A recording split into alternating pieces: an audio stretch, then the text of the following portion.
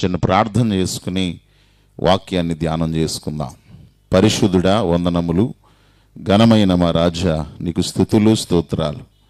నీ దాసుడనైన నేను నీ వాక్యాన్ని ప్రకటిస్తూ ఉండగా నేను కాదు ప్రభువా, మీరే మాట్లాడి ఘనమైన నీ వాక్యాన్ని బిడ్డలకు అందించండి. నన్ను మరుగుపరుచుకో, నిన్ను నీవే బయలుపరుచుకుని ఘనమైన నీ వాక్యాన్ని అందించి నడిపించమని యేసయ్యా ఉన్నత నామమున అడిగి వేడుకుంటున్నాము తండ్రి, ఆమేన్.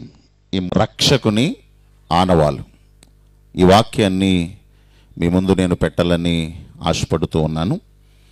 నా ప్రియ దేవుని బిడ్డలారా, ఈ ప్రపంచంలో చాలామంది దేవుళ్ళు ఉన్నారు. ఇంతమంది దేవుళ్ళలో ఏ దేవుడు నిజమైన దేవుడు? ఏ దేవుడు పాపులను రక్షించగలడు? ఏ దేవుడు ఉన్నతమైన దేవుడు? ఆయనకున్న ఆనవాళ్ళు ఏంటి అనే అంశాన్ని నేను మీ ముందు పెట్టాలని ఆశపడుతూ ఉన్నాను. బైబిల్ గ్రంథంలో నుంచి లేఖన భాగాలు మనం చూద్దాం ప్రియులారా. కీర్తనల గ్రంథము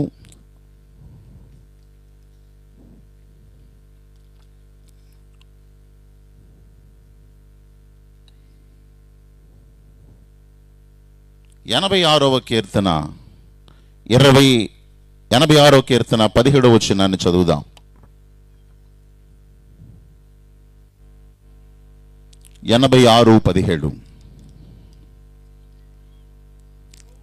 యెహోవా, నీవు నాకు సహాయుడవై నన్ను ఆదరించుచున్నావు.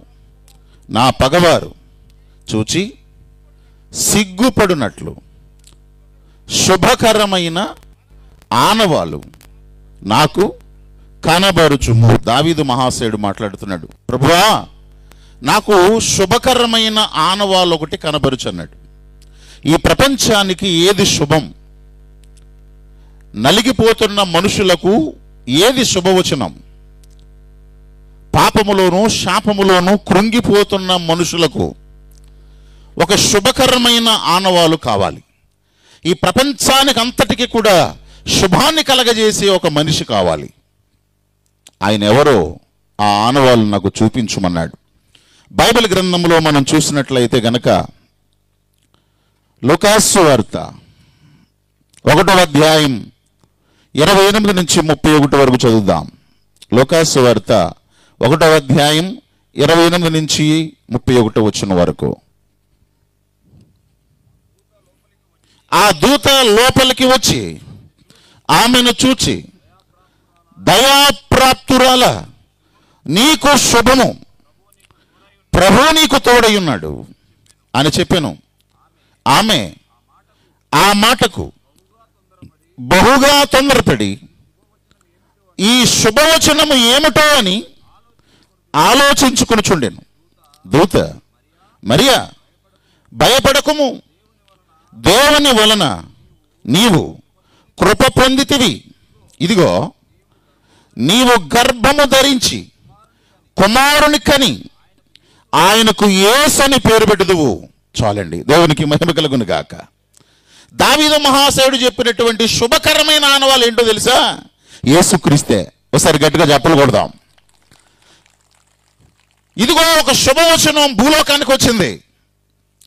ఇదిగో ప్రజలందరినీ రక్షించడానికి, పాపములో నుండి శాపములో నుండి విడుదల కలిగించడానికి ఒక శుభకరమైన ఆనవాలు యేసుక్రీస్తు భూలోకానికి వచ్చాడు.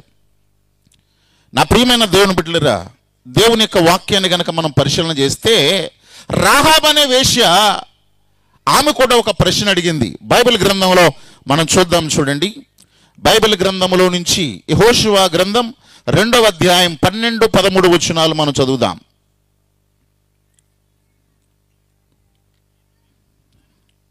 నేను మీకు ఉపకారము చేసి తిని గనుక మీరునో నా తండ్రి ఇంటికి ఉపకారము చేసి నాకు నిజమైన ఆనవాలు ఇచ్చి, నా తండ్రియో నా తల్లియో నా అక్క చెల్లెండ్రును చావకుండా బ్రతకనిచ్చుటకు ఒక నిజమైన ఆనవాలు నాకు చూపించమంది. నా ప్రియ దేవుని బిడ్డలారా, దావీదు మహాశయుడు అంటాడు, శుభకరమైన ఆనవాలు చూపించమన్నాడు.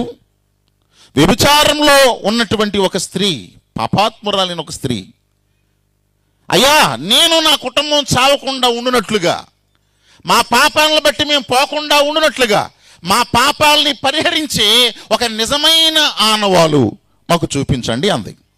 ఎవరి నిజమైన ఆనవాలు? బైబిల్ గ్రంథంలో మనం చూద్దాం. చూడండి, బైబిల్ గ్రంథంలో నుంచి లూకాసు వార్త 2వ అధ్యాయం 11-12 వచనాలు. దావీదు పట్టణమందు నేడు రక్షకుడు మీ కొరకు పుట్టి ఉన్నాడు, ఈయన ప్రభు అయిన క్రీస్తు, దానికి ఇదే మీకు ఆనవాలు. సగం సగం చదువుతారేటండి. ఒక శిశువు పొత్తిగుడ్డలతో చుట్టబడి ఒక తొట్టిలో పరుండుట మీరు చూస్తారు. చాలండి పిల్లరా, ఇదిగో దావీదు పట్టణమందు నేడు రక్షకుడు మన కొరకు పుట్టి ఉన్నాడు, దానికి ఇదే మీకు ఆనవాలు అన్నాడు. ఈ మాట నన్ను ఎంతో ఆలోచింపజేసింది. ఎంత ఆలోచింపజేసిందంటే, రక్షకుడు పుట్టాడంటే సరిపోద్ది, కానీ ఆశ్చర్యకరమైన విషయం ఏంటంటే ఆనవాళ్ళు చెప్పాడు. ఏం చెప్పాడండి? రుజువులు చెప్పాడు. అవునా కదా? అంటే ఎందుకు చెప్పాడు రుజువులు? చాలామంది దేవుళ్ళు ఉన్నారు. అవునా కదా? మేము రక్షకులమే, మేము దేవుళ్ళమే అంటున్నారు. మరి ఇంతమంది దేవుళ్ళలో ఏ దేవుడు నిజమైన దేవుడో తెలియాలంటే ఖచ్చితంగా రుజువులు కావాలి. అందుకు ఆనవాళ్ళు కావాలి. కావాలా వద్దా? కొంతమంది అంటారు ఏ దేవుడైనా ఒకడేనండి అంటారు.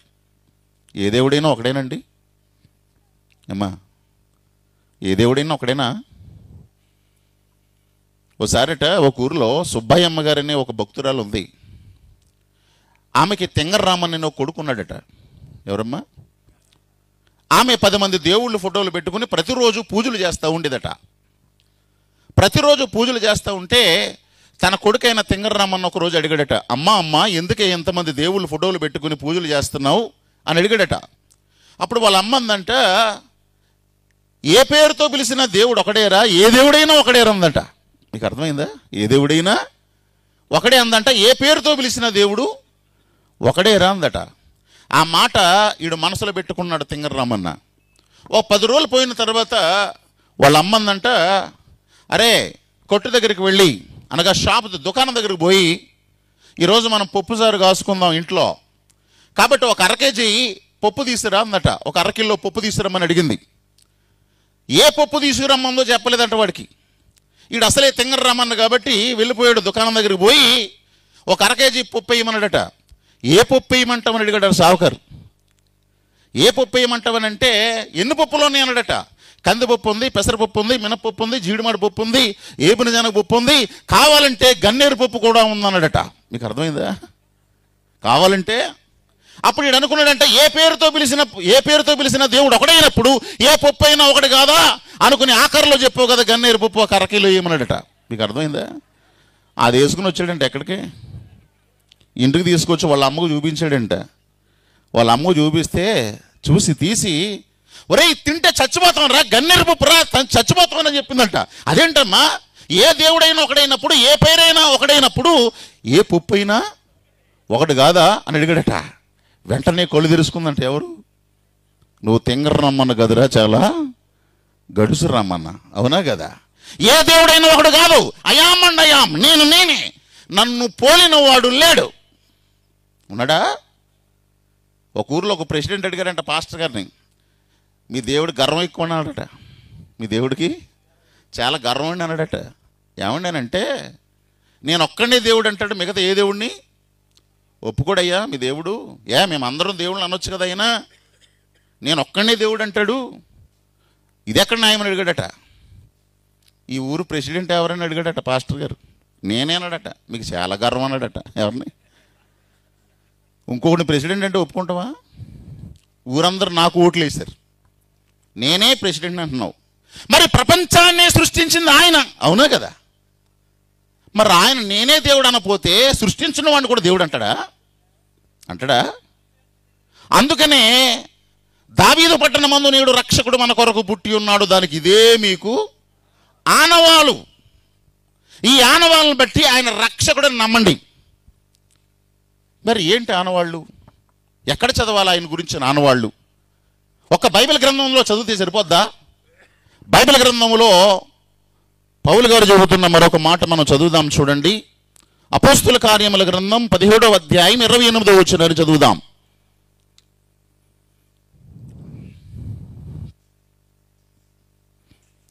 చదవండి. మనము ఆయన యందు బ్రతుకుచున్నాము, చలించుచున్నాము, ఉనికి కలిగి ఉన్నాము. అటువలే మనము ఆయన సంతానమని మీ కవులు చెబుతా ఉన్నారు. మీ శాస్త్రాలు, మీ ఉపనిషత్తులు చెబుతా ఉన్నాయి. ఇదిగో ఎవరు నిజమైన దేవుడో ఒక్క బైబిల్ గ్రంథాన్నే కాదు, మీ కవులను అడగండి, మీ ఋషీశ్వరులను అడగండి, మీ యొక్క శాస్త్రాలను అడగండి. ఏ దేవుడు నిజమైన దేవుడో అందుకు వారు అనేకమైన ఆనవాళ్ళు చెప్పారు. కావాలంటే అవన్నీ రుజువులతో మీరు అడగండి అని చెప్పాడు. ఈ మాట నన్ను ఎంతగానో ఆలోచింపజేసి గ్రంథాలయానికి పోయి యేసుక్రీస్తు గురించి ఒక బైబిల్ గ్రంథంలో కాక ఇంకెక్కడైనా ఎవరైనా చెప్పారా అని నేను పరిశోధన చేయడం ప్రారంభిస్తే అనేకమైన గగురు పొడిచే విషయాలు నాకు తెలిసాయి. దేవునికి మహిమ కలుగును గాక. ఆయనే ఒక రక్షకుడు అనడానికి అనేకమైన ఆధారాలు ఉన్నాయి. అందులో నా ప్రియమైన దేవుని బిడ్డలారా, ఋగ్వేదంలో రాయబడినటువంటి మాట ఏంటో తెలుసా? లెహ్వగోప్తారం మహాకవదీర్యాన హవ్వయాన పర్వతాసిన్ అనే మాట. అంటే లోకరక్షకుడు పశువుల పాకలో ఆయన పరుండబెడతారు. ఆ మాటకు అర్థం లెహ్వగోప్తారం మహాకవదీర్యాన హవ్వయాన పర్వతాసిన్. బైబిల్ గ్రంథంలో ఒక మాట మనం చూద్దాం. బైబిల్ గ్రంథంలో నుంచి లూకాసు వార్త 2వ అధ్యాయం 6-7 వచనాలు మనం చదువుదాం. లూకాసు వార్త 2వ అధ్యాయం 6-7 వచనాలు. వారు అక్కడ ఉన్నప్పుడు ఆమె ప్రసవ దినములు నిండెను గనుక తన తొలిచూలి కుమారుని కని పొక్కిగుడ్డలతో చుట్టి సత్రముల వారికి స్థలము లేనందున ఆయనను పశువుల తొట్టలో పరుండబెట్టెను. చాలండి పిల్లరా, ఈరోజు వాక్య భాగాన్ని గమనించాలి. దానికి ఋగ్వేదంలో చెప్పబడిన మాట లెహ్వగోప్తారం మహాకవదీర్యాన హవ్వయాన పర్వతాసిన్ అనగా లోకరక్షకుడు పుట్టినప్పుడు పశువుల తొట్టులో పొర్రుండబెట్టబడతారు. ఈ ఆనవాలు ఏ దేవుడిలో కనబడుతుందో ఆయనే నిజమైన రక్షకుడు అని చెప్పారు. గట్టిగా చెప్పలు కొడదామండి. ఈ ఆనవాలు ఎవరిలో కనిపించింది? ఎవరిలో కనిపించింది? యేసుక్రీస్తులో కనిపించింది. దేవునికి మహిమ కలుగును గాక. హల్లెలూయా. ఎవరిలో కనిపించిందమ్మా? ప్రపంచ చరిత్రలో ఎంతో మంది దేవుళ్ళు ఉన్నారు. ఏ దేవుడు కూడా తాను పుట్టినప్పుడు పశువుల పాకలో పరుండబెట్టబడలేదు. దీని గురించి కొంతమంది క్రీస్తు విరోధులు మాట్లాడతారు. అసలు యేసుక్రీస్తు పుట్టుకి ఎంత దరిద్రం అంటే దిక్కుమాళ్ళలాగా పశువుల తొట్టులో పరుండబెట్టబడ్డాడు, ఆయనకే దిక్కు లేదు, మిమ్మల్ని ఏం కాపాడతాడు అనేవాళ్ళు కొంతమంది ఉన్నారు. ఉన్నారా లేరా? నా ప్రియ దేవుని బిడ్డలరా, సహస్రనామవళిలో ఒక మాట రాయబడి ఉంది. ఏంటో తెలుసా? ఓం శ్రీ బ్రహ్మపుత్రాయ నమః, ఓం శ్రీ కన్యాసుతాయ నమః, ఓం శ్రీ విద్రిష్టాయ నమః, ఓం శ్రీ వరదశూలహృదయ నమః, ఓం శ్రీ అజముఖ నమః, ఓం శ్రీ దక్షిణమూర్తి నమః, ఓం శ్రీ దరిద్రనారాయణ నమః అంటాడు. అంటే ఓం శ్రీ కన్యాసుతాయ నమః అనగా కన్యక గర్భాన పుట్టిన దేవా నీకు నమో నమః. ఓం శ్రీ ప్రేంపురుంకాయ నమః మా కొరకు కొయ్యి మీద వేలాడిన దేవా నీకు నమో నమః.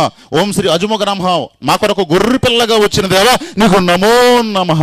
ఓం శ్రీ ఉమర్ధాయ నమః మా కొరకు పరిశుద్ధుడిగా వచ్చిన దేవా నీకు నమో నమః. ఓం శ్రీ పంచగాయ నమః మా కొరకు 5 గాయాలైన దేవా నీకు నమో నమః. ఓం శ్రీ దరిద్రనారాయణ నమః మా కొరకు దారిద్రుడిగా పుట్టిన దేవా నీకు నమో నమః. కొట్టండి చప్పట్లు దేవునికి. మీకు విషయం చెప్పనా? భూలోకంలో ఏ దేవుడైతే దారిద్రుడిగా వస్తాడో ఆ దేవుడే నిజమైన దేవుడు. ఎందుకో తెలుసా?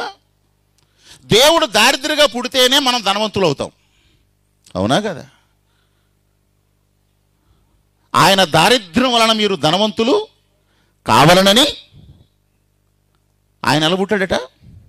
దారిద్రుడిగా భూలోకానికి వచ్చాడట. దేవుని దారిద్ర్యం వల్ల మనం ధనవంతులు ఎలాగవుతామండి? అంటే భూమి ఎవడదండి? దేవుందేనా? గాలి ఎవడది? సూర్యుడు ఎవరిది?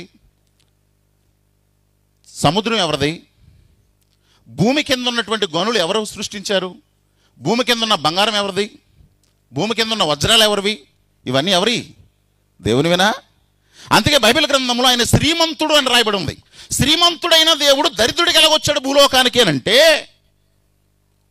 సమస్తము నీ చేతులు పెట్టేశాడు కాబట్టి. నీ చేతుల్లో పెట్టి ఆయన దారిద్రుడయ్యాడు. భూమి నీకు ఇచ్చాడు, గాలి నీకు ఇచ్చాడు, భూమి కింద ఉన్న గనులని నువ్వు తోకుని నువ్వు కోటీశ్వరుడు అవుతున్నావు. కానీ ఇవన్నీ ఎవరి? ఆయన దగ్గర పెట్టుకోలేదు. ఆస్తంతా ఎవరికి ఇచ్చాడు? తన బిడ్డలకు ఇచ్చాడు కాబట్టి ఆయన దారిద్రుడయ్యాడు. మీకు అర్థమైందా? అందుకే భూలోకానికి ఆయన పశువుల తొట్టులో పొర్రుండు పెట్టబడ్డాడు. దేవునికి మహిమ కలుగును గాక. అందుకే అంటాడు కదా, ఆకాశ పక్షులకు గూళ్ళు ఉన్నాయి, నక్కలకు బొరియలు ఉన్నాయి, మనుష్య కుమారుడు తలవాల్చుకున్నటకు ఎందుకు లేదనంటే ఈ భూమి అంతా ఎవడికి ఇచ్చాడు? నీకు నాకు ఇచ్చాడు. ఇచ్చాడే వాళ్ళదా? ఇలాగ ఏ దేవుడైనా ఇచ్చాడా మనిషికి? మనుషుల దగ్గర దోసుకున్న దేవుళ్ళు ఉన్నారు తప్ప మనిషికి ఇచ్చిన దేవుడు యేసుక్రీస్తు ఒక్కడే. గట్టిగా చెప్పలు కొడదాం. హల్లెలూయా. అందుకనే బైబిల్ గ్రంథములో నా ప్రియమైన దేవుని బిడ్డలారా, ఆయన వస్తున్నాడని ఎవరితో ఎప్పుడు తెలుసా? యోబు గ్రంథం చూడండి. బైబిల్ గ్రంథంలో నుంచి యోబు గ్రంథము 36వ అధ్యాయం 33వ వచనాన్ని చదువుదాం.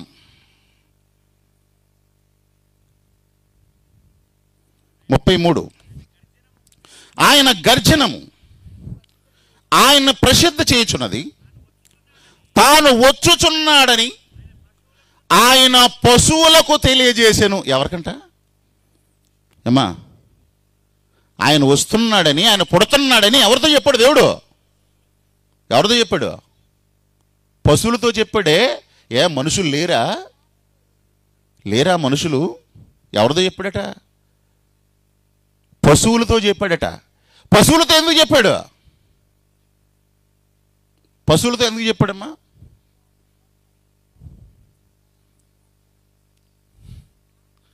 ఆశ్చర్యకరమైన విషయం ఏంటి తెలుసా? మనకంటే పశువులే నయం. ఎందుకో తెలుసా?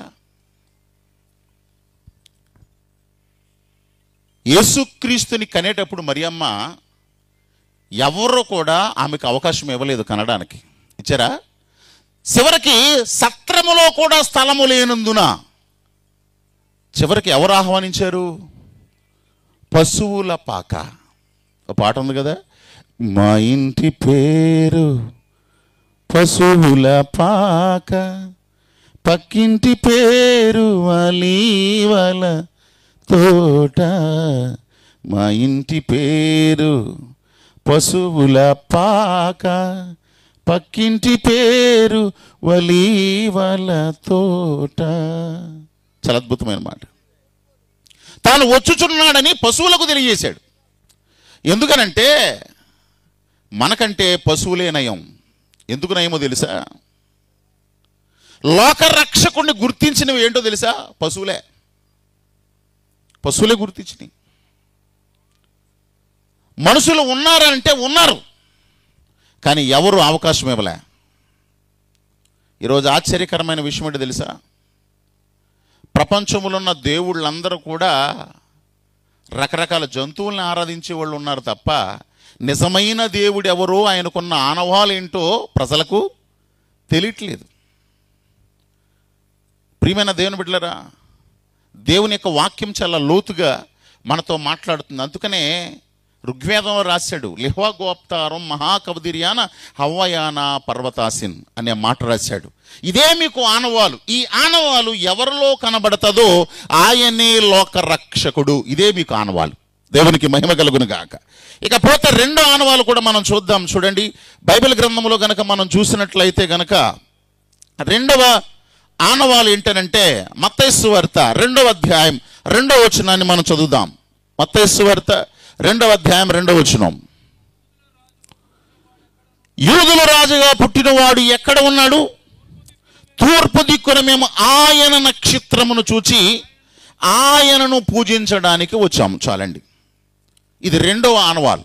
అంటే తూర్పు దిక్కున ఆయన నక్షత్రాన్ని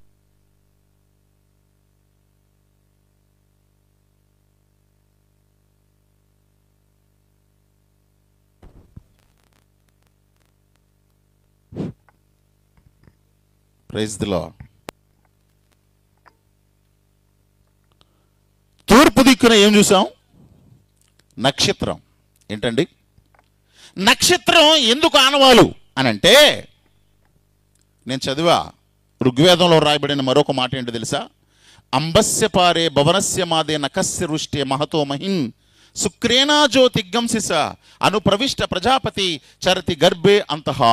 అంటే అంబస్య పారే భవనస్య మాదే నకస్య వృష్టే మహతో మహిన్ శుక్రేనా జ్యోతిగంసిస. జ్యోతి అనగా ప్రజాపతి అయిన దేవుడు గర్భములో నుండి బయటికి రాగానే ఆకాశములో జ్యోతి వెలుగుతాది. ఏ దేవుడు పుట్టినప్పుడు జ్యోతి వెలుగుతాదో ఆయనే లోక రక్షకుడు. ఇదే మీకు ఆనవాలన్నారు. ఒకసారి గట్టిగా చెప్పలు కొడదామండి. చారిత్రాత్మక ఆధారం కలిగిన దేవుడు మన దేవుడు. ఆషామాషి దేవుడు కాదు. చరిత్ర ఆధారాలు కలిగిన దేవుడు, ఉన్నతమైన దేవుడు. ఈయనే నిజమైన దేవుడని అనేకమైన ఆనవాళ్ళు ఇవ్వబడ్డాయి. కానీ చాలామంది ఎందులో ఉన్నారు? గుడ్డితనంలో ఉన్నారు. ఎలా ఉన్నారండి? చాలామంది గుడ్డితనంలో ఉన్నారు. లోక రక్షకుడు ఎవరో కనిపించకుండా ఇహలోక సంబంధమైన దేవత మన మనోనేత్రాలకి గుడ్డితనం కలగజేసింది. నిజమైన దేవుడు ఎవరంటే యేసుక్రీస్తే అని మీ కవులను అడగండి చెబుతారు. మీ శాస్త్రాలను అడగండి, మీ ఉపనిషత్తులను అడగండి. ఆ ఆనవాళ్ళు ముందుగానే ఇవ్వబడ్డాయి. ఈరోజు వాక్య భాగాన్ని గమనించాలి. నక్షత్రం కనబడినప్పుడు లోక రక్షకుడని ఆయన పూజించడానికి వచ్చారట. ఏ ఆనవాళ్ళు చూసి? ఏం చూసమ్మా? నక్షత్రాన్ని చూసి. నక్షత్రాన్ని చూసి ఎందుకు వచ్చారని చెప్పాలంటే మళ్ళీ వేరే సబ్జెక్ట్ అవుతుంది. నా ప్రియ దేవుని బిడ్డలారా, నక్షత్రానికి ఉన్న గొప్పతనం ఏంటో తెలుసా? అది స్వయంభవుడు అనగా తనంతట తాను వెలుగుతాడు. అంటే దేని మీద ఆధారపడ్డు? నేను ప్రకటిస్తున్న దేవుడు ఒకని మీద ఆధారపడే దేవుడు కాదు. తనంతట తాను ఉన్నవాడు, తనకు తానుగా ఉన్నవాడు. ఒకడు తయారు చేస్తే తయారైన దేవుడు కాదు. ఒకడు రూపొందిస్తే రూపొందిన దేవుడు కాదు. ఒక చిత్రకారుని యొక్క ఆలోచనలో నుండి పుట్టిన దేవుడు కాదు. తనకు తానుగా ఉన్న దేవుడు. దేవునికి మహిమ కలుగును గాక. హల్లెలూయా. అది రుజువుపరచడం కొరకు నక్షత్రం భూలోకానికి వచ్చింది. నా ప్రియమైన దేవుని బిడ్డలారా, ఈ నక్షత్రం యేసుక్రీస్తు ఉన్న చోటుకు వెళ్ళి ఆగిందట. ఎక్కడికి వెళ్ళి ఆగిందండి? ఈయనే లోక రక్షకుడని చూపించి ఆయనే నిజమైన రక్షకుడని ఆ నక్షత్రం ఆయన దగ్గరికి లాగింది. అంటే ఆనవాళ్ళు చూపించింది ఈయనే నిజమైన దేవుడని. దేవునికి మహిమ కలుగును గాక. హల్లెలూయా. ప్రపంచంలో ఏ దేవుడికి ఇలాంటి చిత్రాలు జరగలే. దేవుడు పుట్టినప్పుడు ఇవేమి జరగలే. ఒక యేసు పుట్టినప్పుడు మాత్రమే ప్రకృతి స్పందించింది. యేసు పుట్టినప్పుడు మాత్రమే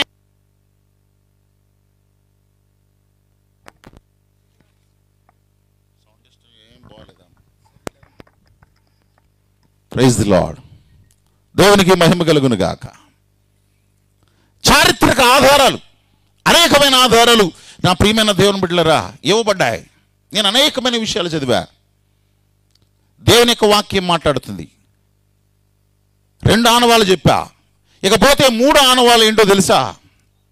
బైబిల్ గ్రంథంలో మనం చూసినట్లయితే 3వ ఆనవాళ్ళు బైబిల్ గ్రంథంలో నుంచి మనం చూద్దాం. చూడండి,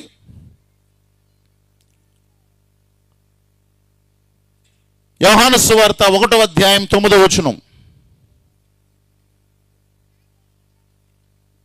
యోహాను సువార్త 1:9.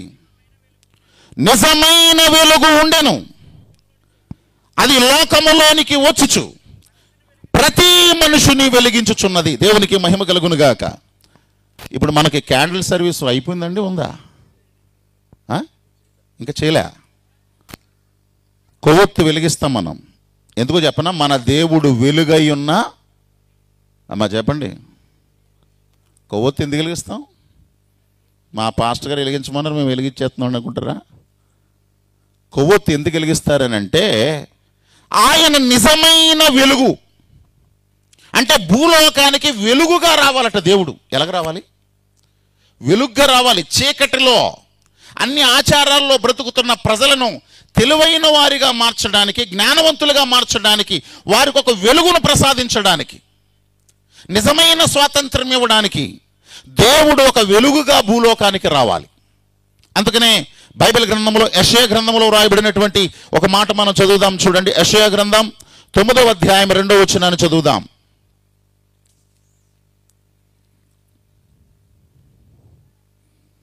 చదవండి. చీకటిలో నడుచు జనులు గొప్ప వెలుగును చూచుచున్నారు. మరణ ఛాయగల దేశ నివాసులకు వెలుగు ప్రకాశింపబోతుంది. గట్టిగా చప్పలు కొడదాం. హల్లెలూయా. ఈ వెలుగు గురించి మహాకవులు ఎవరైనా చెప్పారేమని చదివితే మహాకవి వేమన ఏమంటాడు తెలుసా?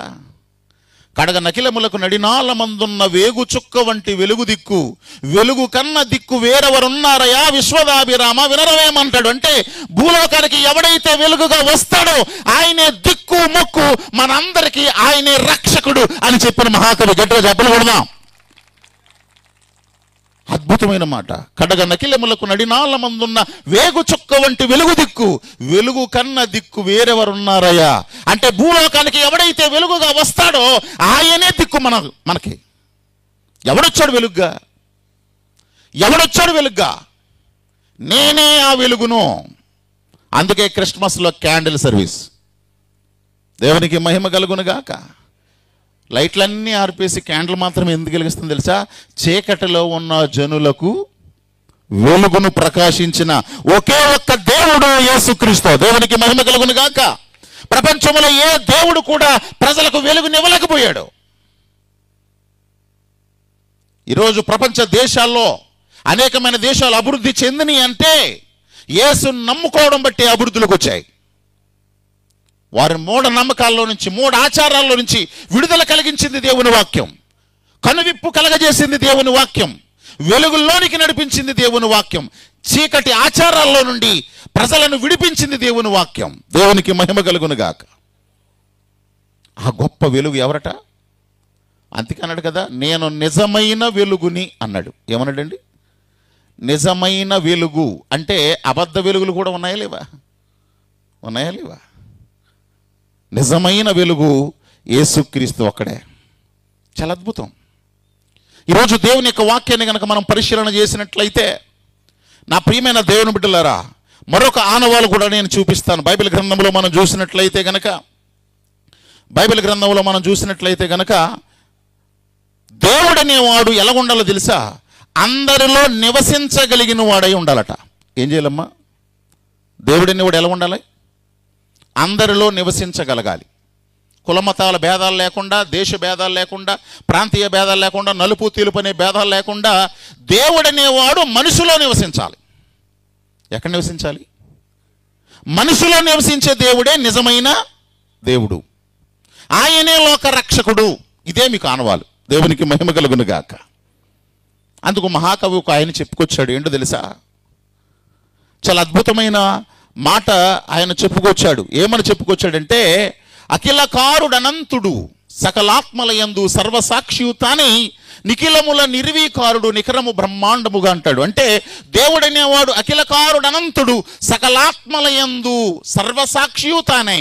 అంటే సకల మనుషుల్లోనూ నివసించగలిగిన వాడే లోక రక్షకుడు. దేవుడికి మహిమ కలుగును గాక. ఎవరు నివసించారట్లా? నేను అన్వేషణ చేయడం ప్రారంభించా. ఎవరు నివసించారో బైబిల్ గ్రంథంలో మనం చూద్దాం. చూడండి, ఎఫెసీయులకు రాసిన పత్రిక 4వ అధ్యాయం 5-6 వచనాలు మనం చదువుదాం.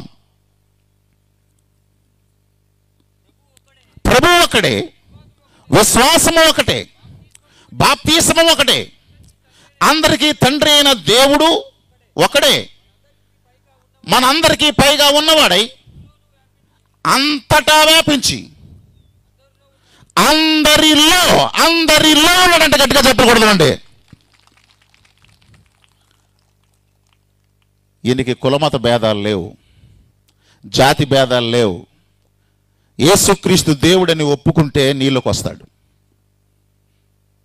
అందరిలోనూ నివసించగలిగిన వాడు ఎవరు? దేవుడనేవాడు మనుషుల్లో నివసించాలండి, ఎక్కడో నివసించకూడదు. దేవుడెక్కడో దాగిననుచు కొండ కోనలందు వెతకవేళ, కన్నులెత్తినా కనబడడో, మనుష్య మాతృని యందు లేడో అంటాడు ఒక కవి. అంటే దేవుడెక్కడో దాగిననుచు కొండ కోనలందు వెతకవేళ, కన్నులెత్తినా కనబడడో, మనుష్య మాతృని యందు లేడో. అనగా మనుషులో ఏ దేవుడైతే నివసిస్తాడో ఆ దేవుడే లోక రక్షకుడు. అలా చూస్తున్నారు ఏంటన్నా? రాజకీయ నాయకులు ఏదైనా అడిగితే చప్పట్లు చితక కొడతారే, సినిమా యాక్టర్ డబ్బింగ్ ఫైట్ చేస్తే చప్పట్లు కొడతారే, రియల్ హీరో యేసుక్రీస్తు పుట్టినప్పుడు ఆయన గురించి చెబుతుంటే మీ చప్పట్లు, మీ కరతల ధ్వనులు ఆయన మహిమపరుస్తాయి. దేవునికి మహిమ కలుగును గాక. అసలైన స్టార్ ఎవరో? ప్రపంచంలో ఏ దేవుడు పుట్టినా, ఏ మనిషి పుట్టినా ఒక్క నక్షత్రం పుట్టలేదే. అసలైన రియల్ స్టార్ ఈయనని నక్షత్రం పుట్టింది ఆయనకి. మరి కొట్టవలసింది ఎవరికి? కొట్టాలవుదా? ఆయనకు తప్ప అందరు కొడతారు, అవునా కదా? దేవునికి మహిమ కలుగును గాక. ఎవరిని ఇన్ని త్యాగాలు చేసిన దేవునికి ఎన్ని ఇచ్చినా తక్కువే కదా. నేను మిమ్మల్ని అప్రిషియేట్ చేస్తున్నాను. ఎందుకో తెలుసా? మంచులో కూర్చుని చక్కగా దేవుని మాటలు వింటున్నారు. ప్రియమైన దేవుని బిడ్డలారా, ఈరోజు దేవుని యొక్క వాక్య భాగాన్ని కనుక మనం పరిశీలన చేస్తే, యేసు ఒక్కడే సకల మానవుల్లో నివసించగలిగిన వాడు. ఈయన కొండల్లోనూ కోనల్లో నివసించేవాడు కాదు, మనుషుల్లో నివసించేవాడు. నేను ఒక విషయం చెప్తున్నానండి. మన బాధలు తెలవాలంటే ఎక్కడో ఉన్న దేవునికి తెలుస్తుందా, మనలో ఉన్న దేవునికి తెలుస్తుందా? మరి మనలో ఉన్న దేవుడు ఎవడు? కానీ చాలామంది ఎక్కడ పోతూ ఉంటారు? ఎక్కడో ఉన్నాడని వెళ్తూ ఉంటారే. ఎక్కడో కాదు, నీలోనే ఉండాలా.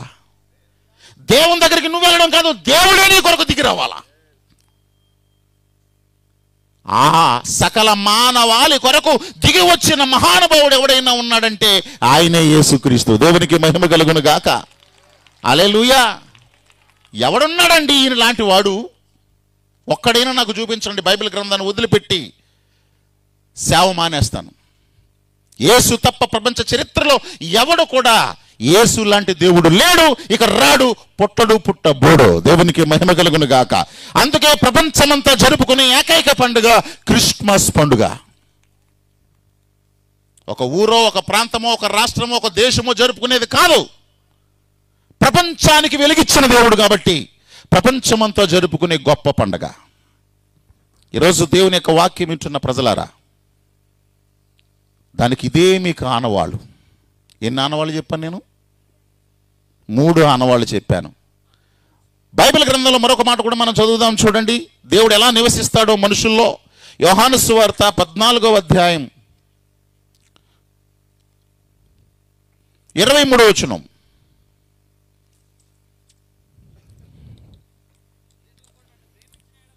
యేసు ఒకడు నన్ను ప్రేమించిన యెడల వాడు నా మాట గైకొనును, అప్పుడు నా తండ్రి వారిని ప్రేమించును, మేము వాని యొద్దకు వచ్చి వాని యొద్ద నివాసం చేస్తాం. అంటే మనుషులోనే నివాసం ఉంటున్నాడు దేవుడు. ఎంత గొప్ప దేవుడు! మనుషుల్లో నివాసం ఉన్న ఏకైక దేవుడు యేసుక్రీస్తు. మనుషుల్లోనే ఉంటాడు. ఎంత గొప్ప దేవుడు అండి! ఈరోజు కులానికో దేవుడు, మతానికో దేవుడు, దేశానికో దేవుడు, ప్రాంతానికో దేవుడు. ఒక కులదేవుడిని ఇంకో కులదేవుడు పూజించడం కుదరదు. కానీ నా దేవుడు అందరిలో ఉన్న దేవుడు. దేవునికి మహిమ కలుగును గాక. హల్లెలూయా. ఇది కదా రక్షకుని ఆనవాలంటే, ఇది కదా దేవుని సిద్ధాంతం అంటే. ఎంత గొప్ప దేవుడండి! మరి పండగ చేస్తే ఎవరికి చేయాలా? ఎవరికి చేయాలమ్మా? ఎవరికి చేయాలి పండగ? పండగ ఎందుకు చేస్తారో తెలుసా? ప్రజలను ఎవడైతే రక్షిస్తాడో ఆయనకి పండగ చేయాల. అలా పండగ చేయబడడానికి ఆధారభూతుడైన దేవుడు యేసుక్రీస్తు ఒక్కడే. అందుకే భక్తుడు పాట రాశాడు, పాట పాడాల, వాద్యములు మోగాల, వేడుకలు చేసుకోవాలా. కొడతారా బాబు? పాట పాడాల, వాద్యములు మోగాల, వేడుకలు చేసుకోవాలా, అందరూ ఒక్కటై ఉత్సహించాలా, ఒక్కటై ఉత్సహించాలా, రాజుల రాజుతో భజన చేయాలా, రాజుల రాజు పాట పాడాల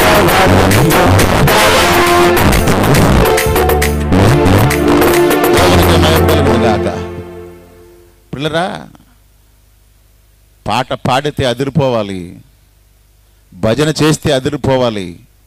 భజన చేస్తే యేసుకే చేయాలి, పాట పాడితే యేసుకే పాడాలి, వాయిద్యాలు వాయిస్తే యేసుకే వాయించాలి. కారణం ఏంటంటే మనిషి కొరకు దిగి వచ్చాడు కాబట్టి. ఎవడైనా వచ్చాడా? ఎవడు రాలే. రాని దేవుళ్ళ కొరకు ఎన్నో భజనలు జరుగుతుంటే వచ్చిన దేవుని కొరకు ఎందుకు జరగకూడదు? దేవునికి మహిమ కలుగును గాక. ఇంత గొప్ప దేవుణ్ణి కలిగి ఉన్న మీరు ధన్యులు. నా ప్రియ దేవుని బిడ్డలారా, బైబిల్ గ్రంథంలో మనం చూసినట్లయితే మరొక ఆనవాళ్ళు నేను తెలియజేస్తా. ఏంటో తెలుసా? దేవుడు అనేవాడు ఒక కాలానికే పరిమితమైన వాడు దేవుడు కాదు.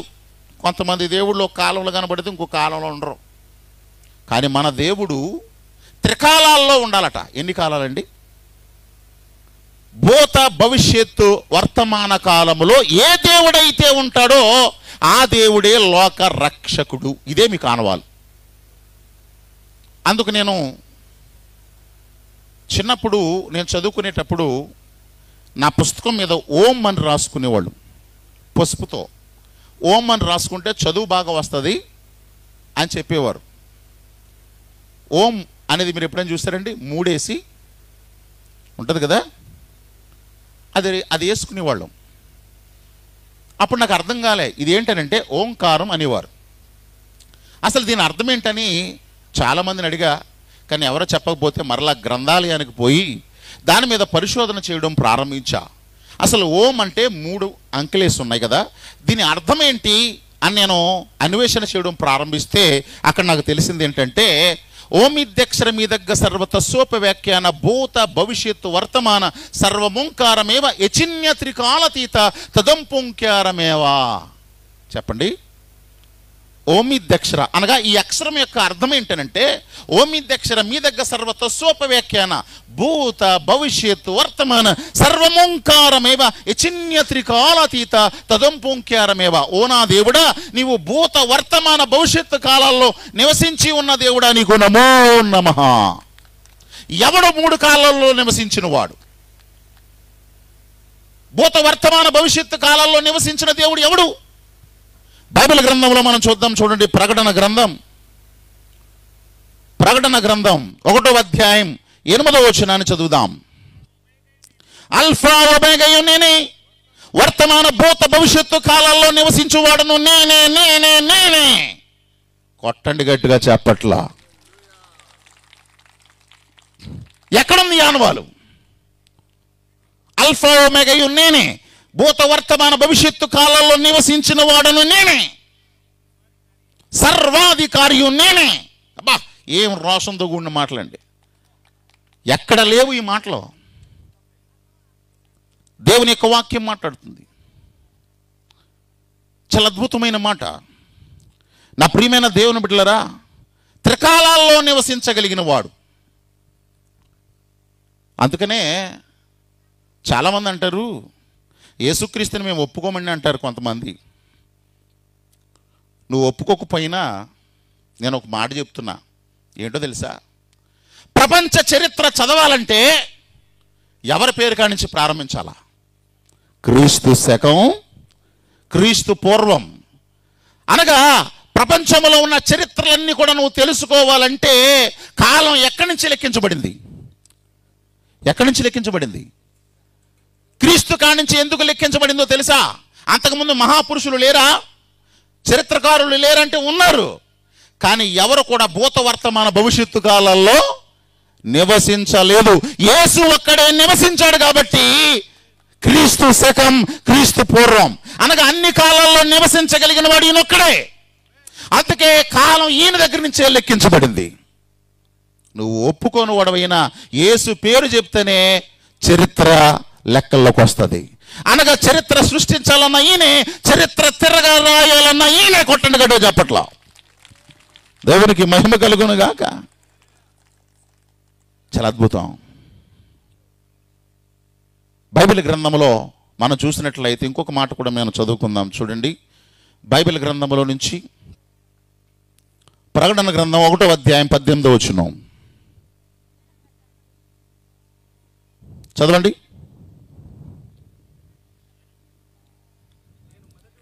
నేను మొదటి వాడను, కడపటి వాడను, జీవించువాడను, మృతుడనైతిని గాని ఇదిగో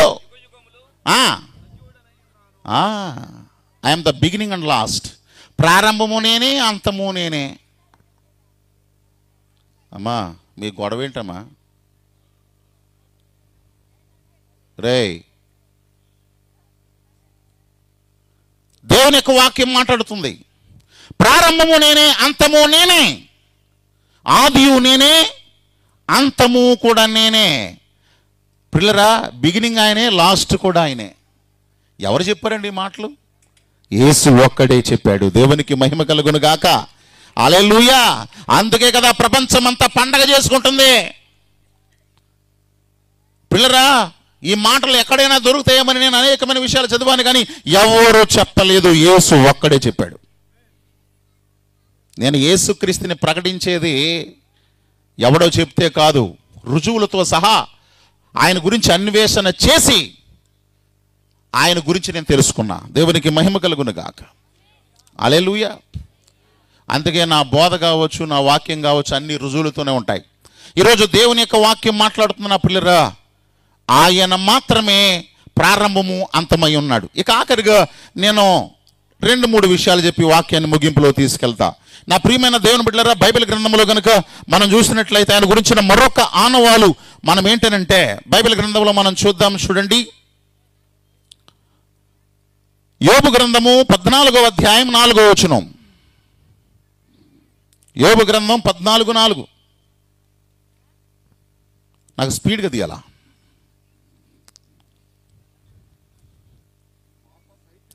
పాప సహితునిలో నుండి పాపరహితుడు పుట్టగలిగిన ఎంత మేలు. చాలండి. పాప సహితమైన దానిలో నుండి పాపరహితుడుగా భూలోకానికి ఏ దేవుడు వచ్చాడు?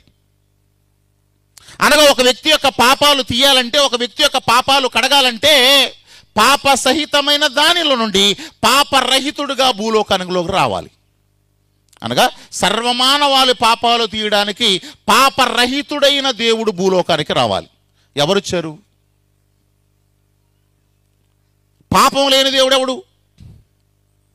సింధు నాగరికతలో రాయబడినటువంటి మాట ఏంటో తెలుసా? పాపోహం పాపకర్మ పాపాత్మ పాప సంభవ త్రాహిమాం కృపయ దేవా శరణాంగత వచ్చలా అంటాడు. అంటే మేము పాపములు పుట్టి, పాపములు కృషించి, నశించి దిక్కుమాలను జావు చేస్తున్నాం. దేవుడైన వాడు ఎవడైనా కనుక ఉంటే ఈ పాపములో నుంచి మమ్మల్ని విమోచించండి మహాప్రభు అని వేడుకుంటే, దేవుళ్ళు ఎక్కడున్నారో తెలుసా? మహాకవి ఏమనంటాడు? పడతి మోసెనొకడు, పడతి మేసెనొకడు, పడతి నురుము చేర్చి బ్రతికెనొకడు, పడతి కొరకు పెక్కు పాట్లను బడియరా విశ్వదాభిరామ వినరవేమ అంటాడంటే, దేవుళ్ళందరూ కూడా తమ భార్యల దగ్గర సపర్యలు చేసే పనిలో ఉన్నారంట. మీకు అర్థమైందా? మనిషి కోసం ఎవడో ఆలోచిస్తలే ఉన్నాడా? అలిగిచ్చిన భార్యల్ని కంట్రోల్ చేసే పనిలో ఉన్నారంట ఎవరో? దేవుళ్ళందరూ కలిపి. అందుకే పడతి మోసెనొకడు, పడతి మేసెనొకడు, పడతి నూరుము చేర్చే బ్రతికెనొకడు, పడతి కొరకు పెక్కు పోట్లను బడియరా. పడరాని పోట్లని పడుతున్నారంట. ఎవరి కొరకు?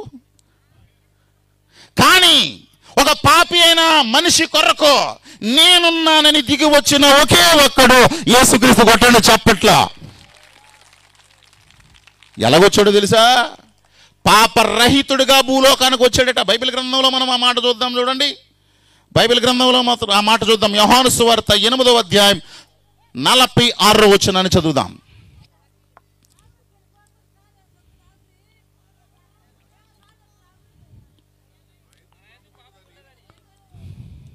కథ చెప్తున్నా.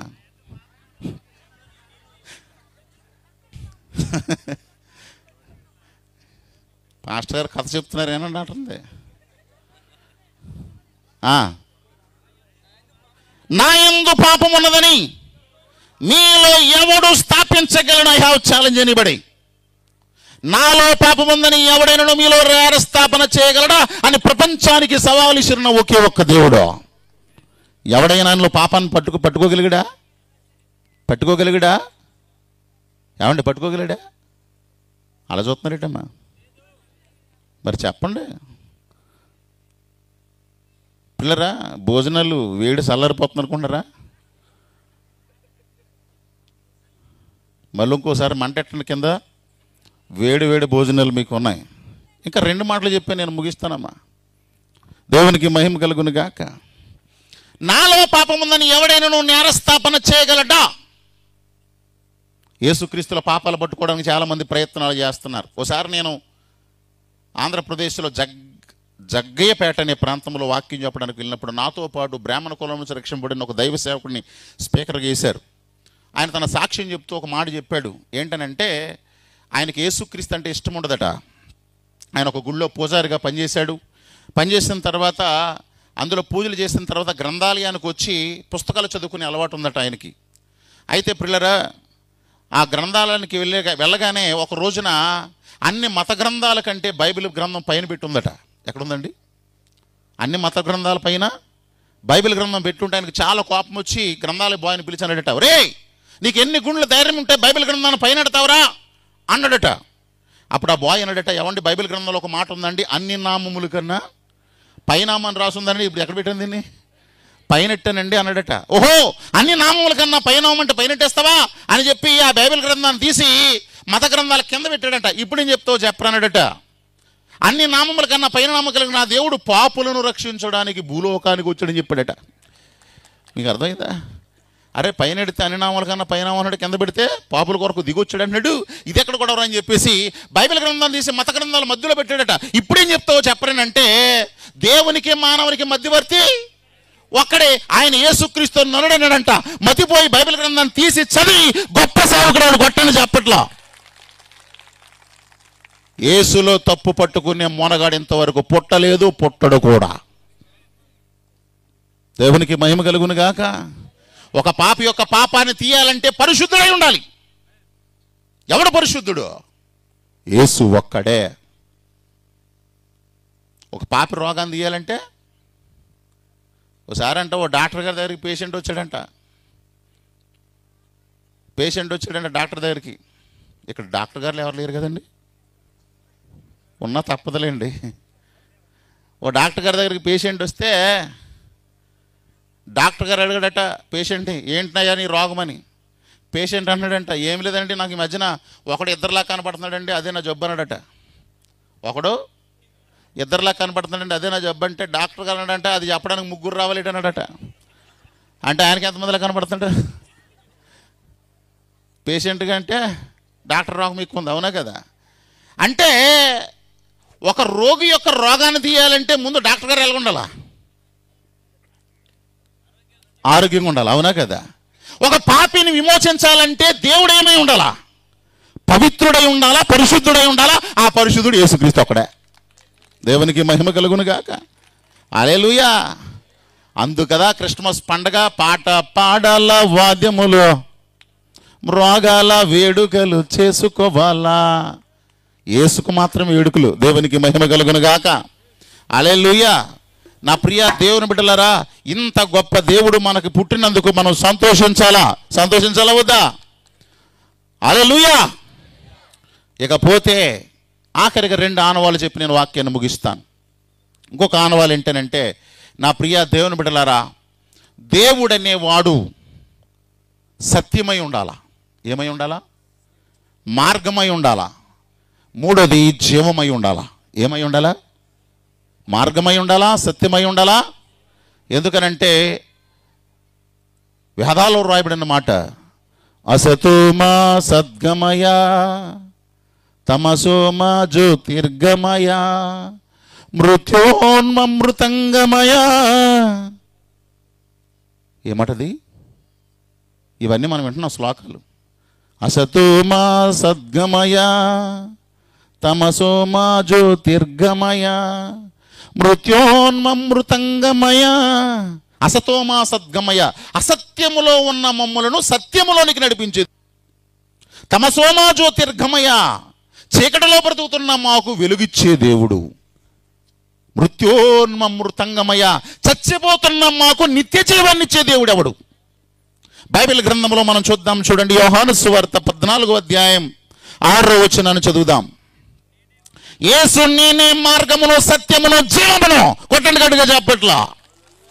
I am the way, I am the truth, I am the life. మార్గాన్ని, సత్యాన్ని, జీవాన్ని నేనే సత్యం. ఎవరు? అబ్బా, ఎవరని చెప్పారు ఇలాగా? ఐ యామ్ ద ట్రూత్, నిజాన్ని నేను, సత్యాన్ని నేను, జీవాన్ని నేను, మార్గాన్ని నేను. ఈ ఆనవాలు ఎవరిలో ఉంటుందో ఆయనే లోక రక్షకుడు. ఎవరిలో ఉందండి? యేసులో మాత్రమే ఉందండి. కొట్టండి చప్పట్లు, చలంతా ఎగిరిపోయేలాగా. హల్లెలూయా! ఎంత గొప్ప దేవుడు! ఇలాంటి గొప్ప దేవుడు మనకు దొరికినందుకు గొంతులు వేయాలా? ఇందాక పిల్లలు సరిగా గొంతులేకపోయారు, అసలు మీరే వేసేయాలి గొంతులు. అంత గొప్ప దేవుడు అండి. ఎందుకంటే ప్రజలందరికీ కలగబోవు మహా సంతోషాన్ని ఎలా సెలబ్రేట్ చేయాలా? మహాసంతోషం అంటే ఎలా ఉంటుందండి? దావీదు గారు వేశారు డ్యాన్స్ బైబిల్ గ్రంథంలో. ఆయన గుడ్డలు కూడా ఊడిపోతున్నా కూడా లెక్క చేయలేదంట. ఎవరు? అందుకు మేఘాలు ఆయన అవమానపరిచింది. దేవునిలో పరవశించాలండి. ఎందుకంటే నాట్యము ద్వారా కూడా దేవుని కనపరచమని బైబిల్ గ్రంథం మాట్లాడుతుంది. ఆయన అవమానపరిస్తే జీవితకాలంలో గర్భం లేకుండా చేశాడట ఆమెకి. ఎవరికి? పిల్లరా, దేవుని యొక్క వాక్యం మాట్లాడుతుంది. మహాసంతోషకరం అంటే పట్టజాలనంత ఆనందం ఇది. దేవుని యొక్క వాక్యం మాట్లాడుతున్న పిల్లరా, నేనే మార్గమును, సత్యమును, జీవమును. ఈ ఆనవాలు ఎవరిలో ఉందో ఆయనే లోక రక్షకుడు. యేసులో మాత్రమే ఈ ఆనవాలు ఉందా లేదా? ఇక ఆఖరి మాట చెప్పి నేను వాక్యాన్ని ముగింపులో తీసుకెళ్తా. నా ప్రియ దేవుని బిడ్డలారా, దేవుడనేవాడు ఏం చేయాలో తెలుసా? సర్వమానవాళి పాపముల కొరకు తానే బలియాగమవ్వాలి. ఈ ఆనవాలు ఏ దేవుడిలో ఉంటుందో ఆయనే లోక రక్షకుడు. పిడకలు కొట్టినట్టు అక్కడో దెబ్బ కొడుతున్నారమ్మా. దేవునికి మహిమ కలుగును గాక. ఆనందంగా ఉన్నారమ్మా. నేను ఒకసారి తణుకులో వాక్యం చెప్తుంటే ఒక ఆవిడ నిద్రపోతుంది. ఏంటమ్మా నిద్రపోతున్నామనంటే, నేను నిద్రపోతలేదండి, దేవుని ఒడిలో పడుకున్నానంది. ఎక్కడంట? ఓహో, దేవుని ఒడిలో పడుకున్నవాడు నేను ఏం చేయకూడదు? లేపకూడదు. తెలివితేటలు ఎక్కువైపోతున్నాయి. ఎవరికి? జనానికి. అంటే మందిరంలో పడుకున్న వాళ్ళు దేవుని ఒడిలో పడుకున్నట్టంట. ఇప్పుడు మీరు ఎక్కడ పడుకున్నారు? దేవుని ఒడిలో. బయట పడుకుంటే లేపాలి కానీ దేవుని ఒడిలో పడుకుంటే అంటే మీరు దేవుని ఒడిలో పడుకుంటానికి వచ్చారా, ఇంటానికి వచ్చారా? తినటానికి వచ్చారా, ఇంటానికి వచ్చారా? దేవునికి మహిమ కలుగును గాక. హల్లెలూయా! నా ప్రియమైన దేవుని బిడ్డలారా, ఈరోజు వాక్య భాగాన్ని గమనిస్తే ఆఖరి ఆనవాలు ఏంటంటే, ఏ దేవుడైతే సర్వమానవాళి పాపముల కొరకు తన పాపములను విడిచిప్పి ఆ పాపలను రక్షించడం కొరకు భూలోకానికి వస్తాడో ఆయనే లోక రక్షకుడు. దేవునికి మహిమ కలుగును గాక. హల్లెలూయా! ఎవరు చెప్పారు ఈ మాట? వేదాల్లో రాయబడినట్టు మాట. సర్వపాప పరిహారో రక్త ప్రోక్షణ అవశ్యకం తద్రక్తం పరమాత్మీయన పుణ్యదాన బలియాగం. అనగా సర్వమానవాళి పాపాలు పోవాలంటే పుణ్యాత్ముడు రక్తం చిందిస్తేనే తప్ప మనకేమవదు. పాపానికి విమోచన. అందుకే బైబిల్లో పాపులను రక్షించడానికి 1 తిమోతి పత్రిక 1వ అధ్యాయం 15వ వచనంలో రాయబడిన మాట, సర్వమానవాళి పాపముల కొరకు బలియాగం అవ్వడానికి వచ్చిన దేవుడు. ఎవడున్నాడండి ఈ లోకంలో? అబ్బా, దేవుని గురించి చెప్తే ఇక్కడ అందరూ బుర్రకథలాగా తెల్లాడిదాకా చెప్పగలను. నేను ఎన్ని చెప్పాలంటే అని చెప్తాను. యేసుక్రీస్తు ఎందుకు వచ్చాడో చెప్పమంటే ఇన్ని ఆధారాలు నేను చెప్తా. యేసుక్రీస్తు ఎంత గొప్పవాడో చెప్పడానికి అసలు పదాలు సరిపోవు, పుస్తకాలు సరిపోవు, మాటలు సరిపోవు. దేవునికి మహిమ కలుగును గాక. హల్లెలూయా! బైబిల్ గ్రంథంలో మనకు ఈ ఆనవాలు ఎక్కడ కనబడుద్దో ఆయనే నిజమైన దేవుడు అని రాయబడింది. బైబిల్ గ్రంథంలో ఎఫెసీయులకు రాసిన పత్రిక 5వ అధ్యాయం 2వ వచనాన్ని చదువుదాం. 5వ అధ్యాయం 2వ వచనం. క్రీస్తు మిమ్మును ప్రేమించి పరిమళ వాసనగా ఉండుటకు మన కొరకు తన్ను తాను దేవునికి అర్పణగాను బలిగాను అప్పగించుకున్నాడు. అంటే కొట్టండి చెప్పట్లండి. నేను అంటున్నా, మీరు ఏ దేవుడి దగ్గరికైనా వెళ్ళి, దేవుళ్ళారా మీకు నైవేద్యాలు పెట్టాం, గుగ్గిలు పెట్టాం, గారెలు పెట్టాం, కుక్కల కోసం, కోళ్ళ కోసం, మేకల కోసం, మా కొరకు మీరు ఏం చేశారంటే, ఏ దేవుడు కూడా మనిషి కొరకు ఇది చేశానని చెప్పలేడు. అదే యేసు దగ్గరకు వచ్చి, ప్రభువా నిన్ను నమ్ముకున్నాం, బాప్తిసం పొందుకున్నాం, నిన్నే రక్షకుడిగా అంగీకరించాం, మా కొరకు నువ్వేం చేశావంటే, నెత్తి మీద ముళ్ళ కిరీటాన్ని చూపిస్తాడు, 2 చేతులు 2 కాలాల్లో మేకుల గుర్తులు చూపిస్తాడు, పక్కలో బల్లెపుబడు చూపిస్తాడు, నాగల చల్లగా దున్నబడిన తన దేహాన్ని చూపిస్తాడు, నీ పాపాల కొరకు నా పాపాల కొరకు చనిపోయిన సమాధి చూపిస్తాడు, నిన్ను నన్ను నీతిమంతుడిగా చేయడం కొరకు తిరిగి లేచిన ఖాళీ సమాధి చూపిస్తాడు. కొట్టండి చప్పట్లో. ఎన్ని చరిత్రాధారాలు! ఎవరైనా ఉన్నారా? అందుకు కదా యేసుక్రీస్తు అంటే ఇష్టం. ఈరోజు దేవుని యొక్క వాక్యం మాట్లాడుతున్న పిల్లరా, యేసును మించిన దేవుడు లేడు, ఇక రాడు. బైబిల్ గ్రంథంలో నా పిల్లరా, మహాకవి అంటారు, వేదంలో రాయబడిన మాట, ప్రజా ప్రతిద్యవేభ్యం ఆత్మానం యజ్ఞం కృత్వ ప్రాయశ్చిత్, అనగా సర్వమానవాళి కొరకు దేవుడు బలియాగమైపోవాలి, ఆయనే నిజమైన రక్షకుడు. ఇదే మీకు ఆనవాలు. ప్రజా ప్రతిద్యవేభ్యం ఆత్మానం యజ్ఞం కృత్వ ప్రాయశ్చిత్ అంటే సర్వమానవాళి పాపముల కొరకు ప్రాయశ్చిత్తం కావాలంటే దేవుడే బలియాగంగా మారాలి. అలా మారిన ఒకే ఒక్క దేవుడు యేసుక్రీస్తు. ఆఖరి మాట మనం చదువుకుందాం. చూడండి బైబిల్ గ్రంథంలో హెబ్రీయులకు రాసిన పత్రిక 10వ అధ్యాయం 12వ వచనము నుండి 14వ వచనం వరకు చదువుదాం. ఈయనైతే మన పాపముల నిమిత్తము సదాకాలము నిలుచు ఒక్క బలిని అర్పించి అప్పటి నుండి సదాకాలము నిలిచే బలి. ఏ బలట? ఈరోజు మనం క్రిస్మస్ చేసుకుంటున్నామంటే మన పాపాలు కడిగేయడానికి యేసుక్రీస్తు వచ్చాడు కాబట్టి, కడిగేశాడు కాబట్టి. నా ప్రియ దేవుని బిడ్డలారా, ఈరోజు వాక్య భాగాన్ని గమనించాలా.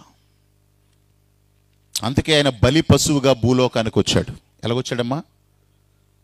ఈరోజు దేవుని యొక్క వాక్యం వింటున్న ప్రజలారా, ఆనందించండి. మరలా చెప్తున్నాను, ఆనందించండి. ఎందుకో చెప్పనా? యేసుక్రీస్తు చేసిన కార్యాలు, యేసుక్రీస్తు చేసిన త్యాగాలు ప్రపంచ చరిత్రలో ఏ దేవుడు చేయలేదు, ఒక్క యేసు తప్ప. హల్లెలూయా. అందుకే ఋగ్వేదంలో ఒక మాట రాయబడింది, సత్వర తృంగ త్రయో అన్య ప్రార్థ్యే శీర్షి సప్త అస్తాశో త్రిబద్ధో వృషభో రారవతి మహాదేవ మర్త్యంగం అవివేశం అంటాడు. అంటే సత్వర తృంగ త్రయో అన్య ప్రార్థ్యే శీర్షి సప్త అనగా శిరస్సు మీద సప్త ముళ్ళ కిరీటం కలిగిన దేవుడు భూమిలో ఉన్నటువంటి ప్రజలందరి కొరకు వృషభో రారవతి అంటే ఒక బలి పశువుగా అర్పణ ఏ దేవుడైతే అవుతాడో ఆయన లోక రక్షకుడు. ఇదే మీకు ఆనవాలు. దేవునికి మహిమ కలుగును గాక. ఈరోజు ఇంత గొప్ప దేవుడు కలిగి ఉన్న మీరు ధన్యులు. ఈరోజు నా వాక్యాన్ని ముగింపుస్తూ నేను మీకు చెప్తున్నా, పిల్లరా, ఒకవేళ మీలో ఎవరైనా రక్షణ పొంది ఉండకపోతే ఇప్పుడే రక్షణ పొందండి. పిల్లరా, ఈరోజు క్రిస్మస్ సంబరం మామూలుగా జరగదు. ఎందుకనంటే అసలు మన జీవితాల్లో పట్టజాలనంత ఆనందం అండి యేసు పుట్టుక. ఎందుకనంటే ఆయన పుట్టాడు కాబట్టే మనకు వెలుగు, ఆయన పుట్టాడు కాబట్టే మన పాపాలకి విమోచన, ఆయన పుట్టాడు కాబట్టే కాలం లెక్కించబడింది, ఆయన పుట్టాడు కాబట్టే నా ప్రియమైన దేవుని బిడ్డలారా ఈ లోకానికి వెలుగు ప్రసాదించబడింది. దేవునికి మహిమ కలుగును గాక. ఆయన పుట్టి ఉండకపోతే అంధకారమే, ఆయన పుట్టి ఉండకపోతే కాలం లేదు, ఆయన పుట్టి ఉండకపోతే పాపానికి విమోచన లేదు. మరి సెలబ్రేట్ చేసుకోవాలా వద్దా? కొంతమంది మేము క్రిస్మస్ చేయమండి అంటారు. అసలు నువ్వు క్రైస్తవుడే కాదు. ఎందుకనంటే ఇదిగో ప్రజలందరికీ కలగబోవు సంతోషం. నీరసంగా చెప్తారండి. సంతోషం అంటే ఎలా ఉండాలమ్మా?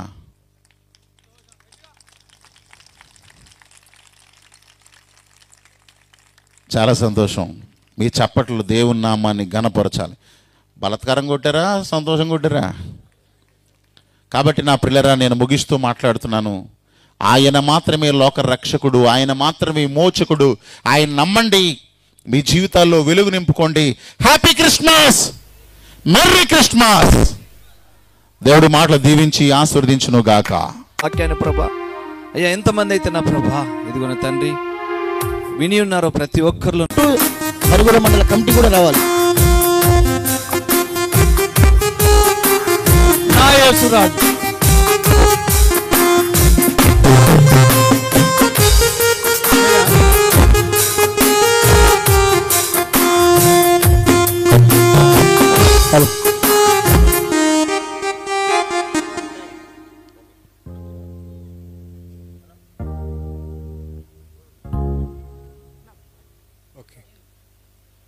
పశువుల పాకాలను పాడబడుతుండగా కేక్ కటింగ్ చేయబడుతుంది. హల్లెలూయా. పశువుల పాకాలో మరియమ్మ గర్భాన, పశువుల పాకాలో మరియమ్మ గర్భాన ప్రభు యేసు జన్మించే ఊరన్నో యేసన్నా, పాపుల కొరకై వచ్చెను ఊరన్నో యేసన్నా. పశువుల పాకాలో మరియమ్మ గర్భాన, పశువుల పాకాలో మరియమ్మ గర్భాన ప్రభు యేసు జన్మించే యేసన్నా, పాపుల కొరకై వచ్చెను యేసన్నా. ఇంకోలు గొప్పలు చెవిచోలు ముగోలు, ఇంకోలు గుడ్డోలు చెవిచోలు ముగోలు స్వస్థతను పొందను.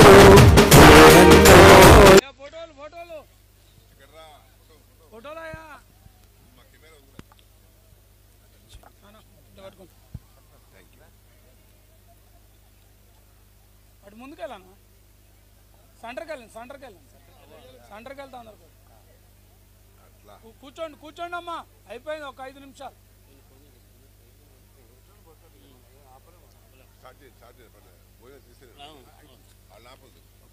చప్పట్లు కొడదాం. Thank you.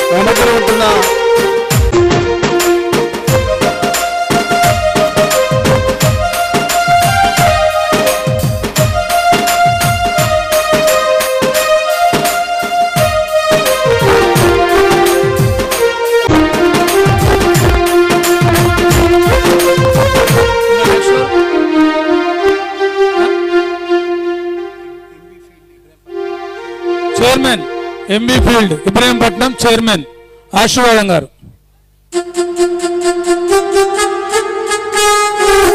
హలో బాబు,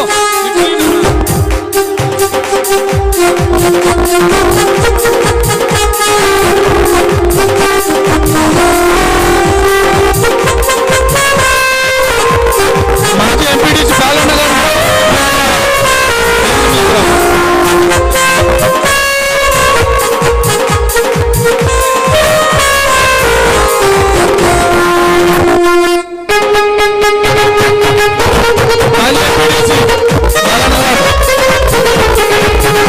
మాజీ ఎంపీడీసీ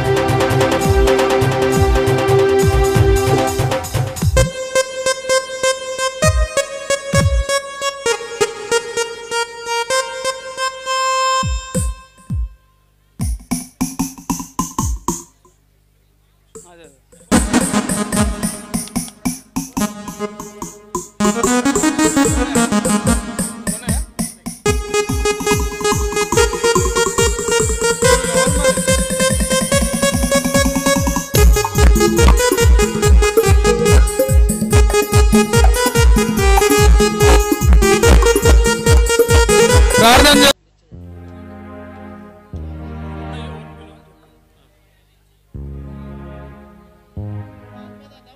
సన్నుతు గారు,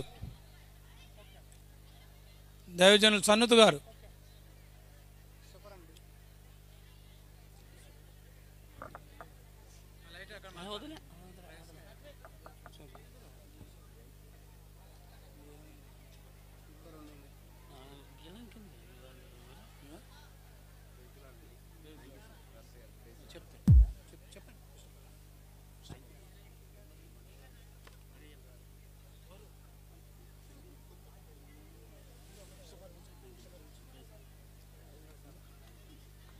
మా అన్న డాన్, దేవరకొండ డాన్, కృష్ణపర్ అన్న, దైవజన్లో కృష్ణపర్ అన్న డాన్. మా అందరికీ రా, పిలిచినప్పుడు రావాలి దండి. అదే డాన్ అంటారు, అందుకే డాన్ అనేది. మా అభిమాన అన్న, మా అన్న ప్రేమ డాన్. అయ్యా వద్దు నాయన, మళ్ళీ పట్టుకోలేము మేము మా అన్నని, లేకపోతే వాళ్ళ దేవరకొండ కొత్త మమ్మల్ని ప్రేమగల్లోడు. కృష్ణపర్ అన్న ఏమన్నా కూడా చిన్న పిల్లగాళ్ళలాగా నవ్వుతుంటాడు, కానీ కోపం వస్తే తట్టుకోలేం, ఎవరు కూడా తట్టుకోలేం. ఉందా యేసురత్నం గారు మన సింగర్, దైవజనులు, మరి మొండి గౌరెల్లి ఎంబి. ఇది అయిపోతే సరే, పెద్దలని తీసుకెళ్ళండి. అయ్యా భోజనాలు అందరికి ఉన్నాయి, సమృద్ధిగా తినొచ్చు, నెట్టుకోవద్దు, లైన్కి వెళ్ళండి, ప్రార్థన చేసుకుందాం.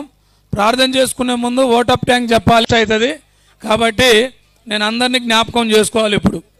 సరే, ఇక భోజనాలు పెట్టండి.